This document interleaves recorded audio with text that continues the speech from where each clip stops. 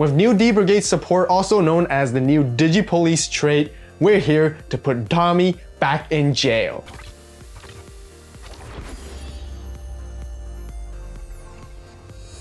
Alright, so for our very first game with the D-Brigade and DigiPolice deck that we're playing against today is going to be Blue Hybrid, one of the most anticipated decks of BT14 as well, especially with Tommy and his resurgence. Overall, when it comes to this matchup, it can be a little bit of a counter against us just because they can stun, and we do tend to play a lot of things without sources, which does feed into them quite nicely. And if we're not respecting, they can potentially like just take out all their security in one go, especially if they have an Azulamon combo. Anyways, going into our starting hand with D-Brigade, it's a lot of flexibility and versatility just because you really want to be just seeing D-Brigades that you can hard play, that can help you cycle, search, draw, and mainly just find pieces as you go. And this is just exactly what we do in the first starting hand and starting in game one, as well as going first. We just hard play the new one, try to find our pieces. Now, the really important thing about playing D-Brigade and DigiPolice nowadays is revealing the top cards of your deck and then choosing whether you want to bottom deck it or put it back at the top with some of the new cards. Especially like this new Commandramon is one of the most crucial decisions throughout the entire game, because you want to set up, you want to plan ahead, you want to make sure what you have coming up so then you can combo and synergize with all your cards. Otherwise, you do want to end up bottom decking some of the cards that you don't want to see, and this is exactly what I decided to do. My other priority at the moment was trying to find Satsuki and hopefully Numemon right here as well, so that we can potentially, you know, find ways to sort of cycle more and really try to decide what we want to plan ahead. Seeing double Brigademon is kind of a bad thing because we do really want to see it later on. We're going to need it for a top end combo, which can really help us establish a lot of advantages overall, especially when it comes to removing Digimon such as Syakomon and even Modoki Betamon, which can counter quite a lot of cards when it comes to D-Brigade, because we do play training boost, we do play a bit of memory boost at the same time too. But in the end, we do decide to go for the high Commandramon at the moment because we felt like we just need to Digivolve and cycle through, and as well as trying to find our Satsuki. Satsuki is a very important tamer for the deck, but it's not essential. But having her does open up a wide selection and variety of plays to grant you a whole lot of flexibility, which does come into play, and it's going to help Blue Hybrid for sure, which you will see later on. Here, they're going to try to answer our board. They already can kind of see we have a lot of bodies. We can start chipping away at security, which is what this deck is really good at. But of course, the Kumamon coming out with Tommy, taking out sources and stripping and stunning here is just stopping us overall all over again. And we are having bodies, we're keeping afloat, which is always nice. And we're trying to keep as many Commandramons, but yeah, coming in with a Howling Memory Boost as well, you know, just really slowing down our attacks so we can only continue to Digivolve and sort of try to find our pieces. We're gonna go swing in with here, you know, we're gonna try to chip away every opportunity we can just because we don't want to have them stun them constantly. And we do eventually find our Satsuki right here, which is great. We Digivolve into our level 4, and then we go into a Cargo Dramon right after. Seals Dramon can help us getting this rush, finding Numemon with Cargo Dramon's effect so we can play the Numemon. Numemon allows us to mind link our Satsuki from our hand directly underneath it and give it rush, but we're passing turn anyways. And then at the end of turn inheritable of Satsuki, we decide to put it back because we don't want the opponent to strip away our Satsuki as a source. We want to keep her as a tamer. We only really want to put her underneath with mind link when it's meaningful, and really want to stay away from having mind link happening during the opponent's turn again, just because they can strip it away and then we will lose a lot of value just from that. Again, continue with Kumamon and Tommy. They can continue to swing into our security and continue to stun things as they find their pieces, and running into a defense training, which is absolutely fantastic because they don't have a Syako outside on the board at the moment. And right here, we're just talking to each other, contemplating what's the most optimal move for the Blue Hybrid players just to finish off. Right here, I am worried that they might have Zudomon. Zudomon can come in clutch, giving them a free level 5 during our turn and then sort of disrupting our plays. And then afterwards, they can even return stuff, and then they can go into level 6 very easily afterwards. But trying to give us as little memory as possible, popping Howling, play another Howling, stun another thing to again try to slow down the barrage of attacks that we can try and go into. Here, we're contemplating, we really want to deal with the Kumamon just because we can't go for game. We can't really push as much at the moment. We want to go for a mid-range playstyle just at this particular turn. So I'm thinking of using the Commandramon on the far left to possibly swing over that Kumamon, because we can actually use the Missymon to sort of gain DP with it, bumping up all the way to 5k. But again, if we do run into Zudomon, can be kind of problematic, but we kind of go for it anyways because I kind of prefer seeing Zudomon a little bit early here, and then eventually we can actually Digivolve into our level 6 and maybe try to answer it a bit and sort of like pressure them there, but seems like they don't have it, which is kind of unfortunate.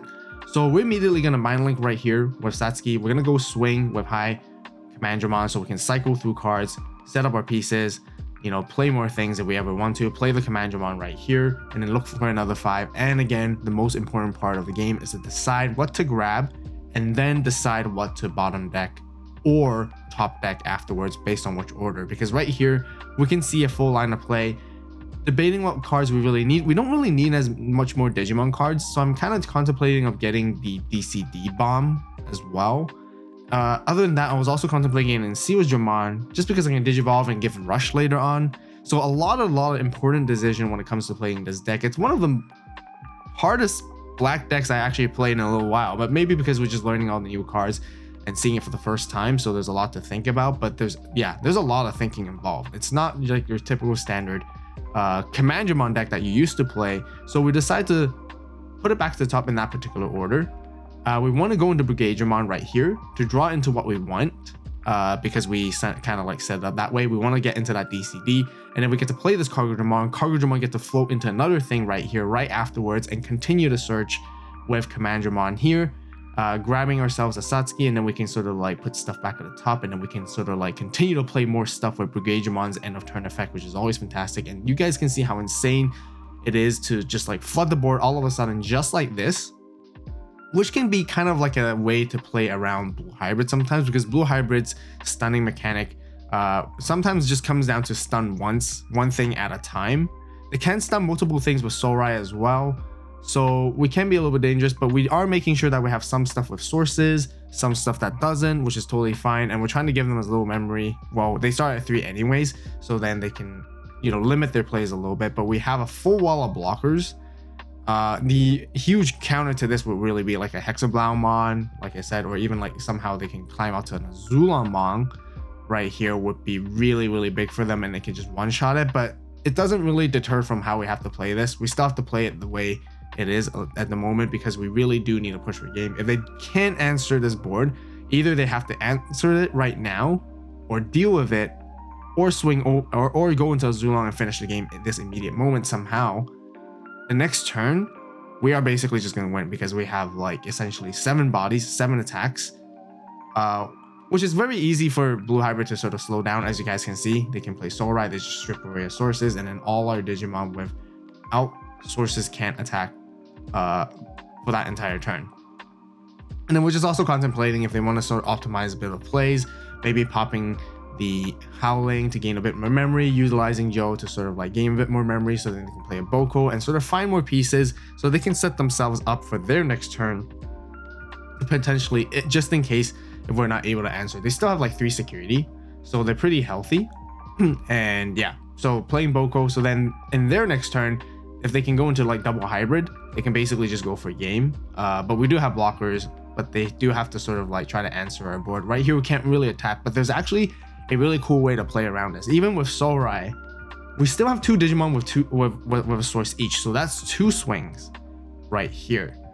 And we're contemplating whether if we should just Digivolve and set up and sort of wait for the next turn, but we're just gonna go for it right here. We're not too afraid, as long as we don't run into anything crazy in security. We should be okay, and we have a lot of bodies to work with, so that's totally fine. Commandramon gets to lead it. We're just trying to bump up. We use high Commandramon to swing as well, play more Commandramons. Right here, I think we could have maybe play another high Commandramon, but I think it has to be a 3 cost or less, so that's why we play the decoy one. Can't remember exactly at this moment, but we just continue to attack, and then here we're going to use Satsuki to Mind Link into Brigadramon so that we can attack, and then we just need a Digivolve for 2, Digimon, and swing for game just like that. If you're a fan of the Battle Vault series on the channel, definitely check out the very first edition of the playmat, which you can get your very own copy right now on the AVAULT store. Also check out all the other awesome merch we got, and here's a special secret for you. Be sure to make an account right now to get an additional 5% off. Lastly, this wouldn't be happening if it weren't for all the support from you guys, so thank you all so much. Okay, so for our second game today, we're going to be facing off against the Angels deck, which is also a really hype deck in BT14 because they have a whole new line of support. And here we are going to be going first with Digimon. It's always very flexible, the deck, because there's a lot of low cost stuff to play, and we do play abundance of rookies, searching cards, and a lot of resource heavy cards, which honestly keeping the hand is pretty often. Like, you don't really need to mulligan as often as you think, just because yeah, there's a lot of key cards that you can also play. You can cycle through very nicely, and you only really need a mulligan if you have like bricked on like 4 level 6s and 5s, in the beginning. So it's always pretty favorable when it comes to that, which has a lot of flexibility. And going first or second is pretty good for the deck, because if you're going first, you can set up going, and then you can swing as quickly as possible. And then if you're going second, you can still set up pretty well. And the whole plan is still very similar to the old sort of D-Brigade style, where you're just trying to swing and chip away as much as you can when you can. But there's a little bit of a newer dynamic. There's a lot of searching cards like this new Digimon right here. Like I mentioned before, it's very important to sort of pick and choose your pieces and rearrange them in a certain way that's going to benefit you right here. And that's one of the most challenging parts, because you got to really plan ahead and you got to think ahead and sort of play the probability against yourself as well to see where you're trying to get to. So there, I did see that there is a Digimon. My goal right here for this game plan is try to get into Digimon as soon as possible, and then afterwards I can flood the board, and then potentially basically have a wide board to make multiple swings and multiple attacks, so that we can deplete the Angel's security.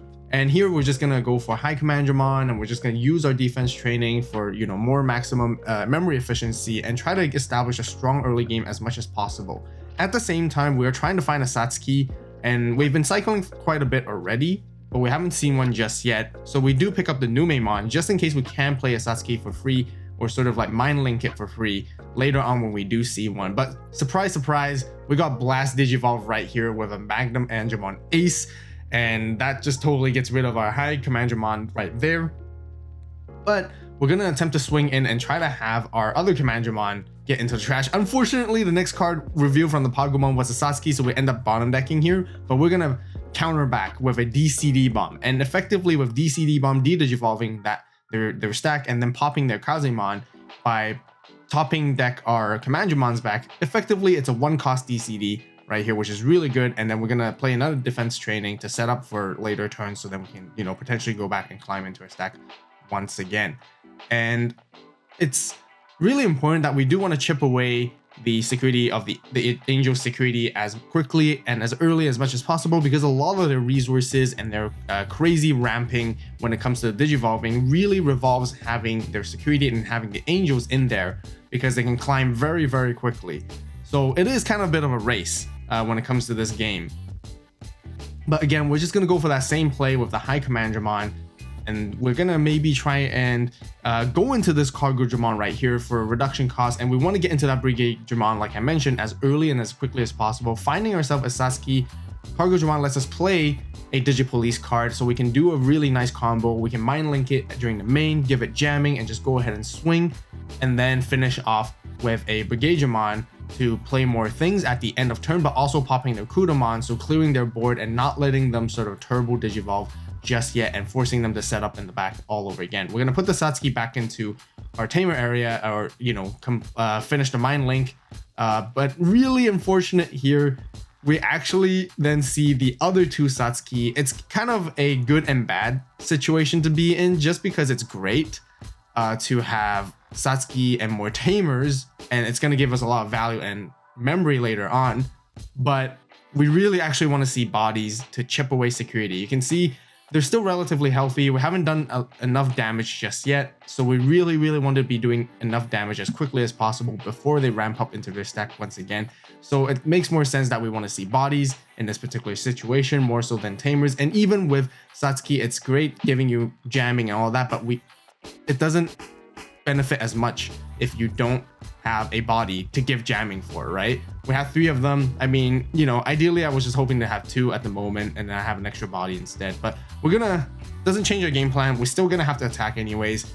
It's really nice now we can keep our Commandromons afloat with the jamming effect, so then it forces our opponents to sort of attack into us. And really unfortunately, we swung into a Wyvern's Breath, which completely just takes out the Brigademon right here. And we have no protection against that whatsoever in the DigiPolice deck. So we're going to be forced to sort of reset up all over again.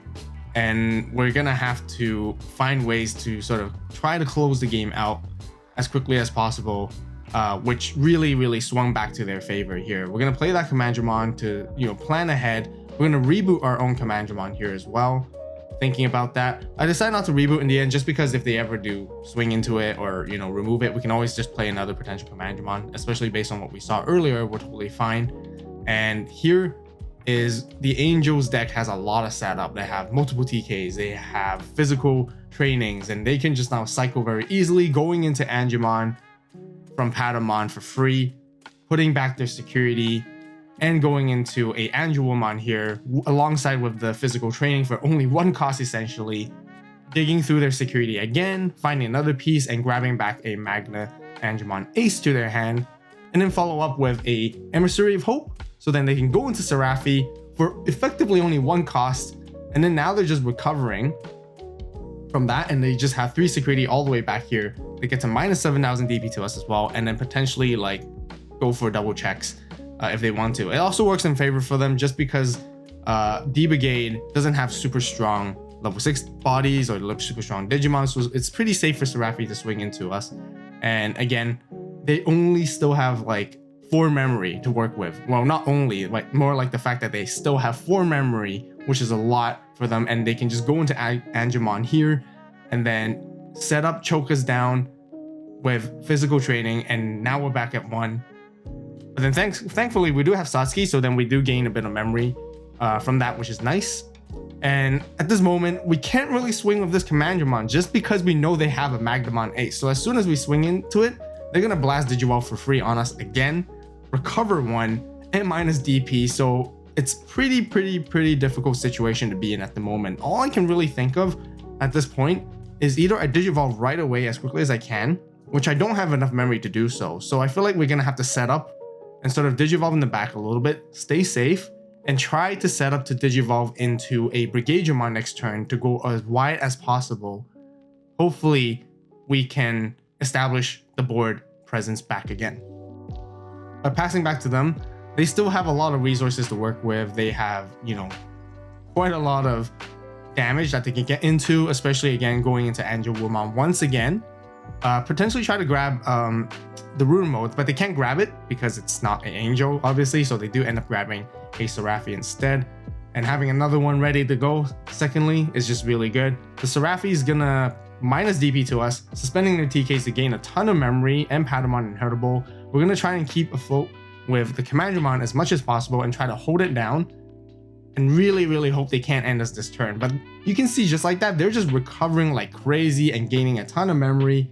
And really luckily, when they decide to swing the Seraphi right here, they checked into Ultimate Flare, which gives the advantage back to us a little bit. We can get rid of that stack immediately, and we should be okay. So we're kind of like denying an extra check right there. But again, they go into another Seraphi here, taking out our Commandromon, and then with our deletion, we have to play another one back, which is nice. But then they're going to check for another 2. And the most insane thing is, look at that kind of recovery. Look at the comeback that they were able to do so, you know, because we weren't able to punish them early as possible. Now they get to just ramp their security back up as if they were never hit to begin with. And again, situation looks really good for them, and we're forced to play on the defensive side of things. And not to mention, it's still their turn. They still have a lot of memory to work with, and they just continue to choke us right here with TK, and again cycling with cards. So then they can set up, they even have Patamon at the back, which is really good for them. And we're really forced here to try to establish a board that is as wide as possible at this point, so I can set up as many blockers. We do have memory boost to work with. We have Satsuki with extra memory, which is great. So we go into Cargodramon, so then we can play more Commandromons, trash a bit more, and we're gonna have to start attacking them as quickly as possible if we ever want to turn the tides of this game, or somehow sort of like control it a little bit more and sort of like hold it down, because we have no security left here. We do tuck in Satsuki to give our Cargo Dramon blocker, so we're going to try and attack as much as we can. A little bit of a misplay, not like a misplay, but like a suboptimal play that I realized afterwards is that I should have used the Missymon Inheritable to cycle back some Commander Mons to the top of the deck to plan a little bit more ahead, so I can guarantee better hit rates and not having to trash too many things from the top of my deck. But we do go into high Commandramon here, playing more things, putting stuff at the bottom of the deck, because the goal is then we can do better setup, because the end goal is to go into a Brigadramon once again, and then go even wider and as wide as possible. So if we did set up earlier, we could have actually set up another Cargodramon on the top of our deck from our trash, play it out, and then get to play more things with its on play and still have a bit more cards in our deck, which actually matters in this particular matchup. But we did thankfully find one, luckily enough, and we get to play another one out. And the Cargodramon gets to play the Numemon, which unfortunately is not a D-Brigade, so it's not a blocker, but everything else except for the Numemon is a blocker, and we're going to choose to reboot with Sasuke underneath our High Commandramon and Brigadramon to set up a wall of defense right here. Now, one thing you guys may not notice is that we actually only have 2 cards left in our deck, and the opponent actually doesn't realize just yet. And they're going to try to climb through their stack, which they can still do so very easily, and probably try to minus DP twice on our Brigadramon. Once they get rid of Brigadramon, then it's going to be tough, because then we have no more blockers and we just basically lose right there. But they're trying their hardest to cycle through. They got a lot of memory to work with, so they're actually fine. But the funny thing is they actually only had to minus 7 KDB to one of our bodies, and then our Cargodramon Inheritable will actually activate to force us to cycle through the top of our deck, and then we probably have no cards left, and they could have just passed and just win just like that. But we're keeping quiet here. They still end up finding the second Seraphi anyways, so they do minus another 7k, getting rid of Brigadramon, and they're able to swing the game just like that. And yeah, really fun match to showcase, but yeah, you guys can see right there, that could have been the other win condition there too. Now that got me thinking, if I stacked a little bit differently throughout the entire game, I think things could have ended up a lot differently. But that's the fun part about playing this deck, because thinking ahead and strategizing can be very rewarding. So if you guys want to see more BT14 gameplay videos, be sure to check out the video right here, right now. As always, thank you guys so much for watching. You guys have a great day, great night, wherever you are. See you in the next video. This is AVAULT signing out.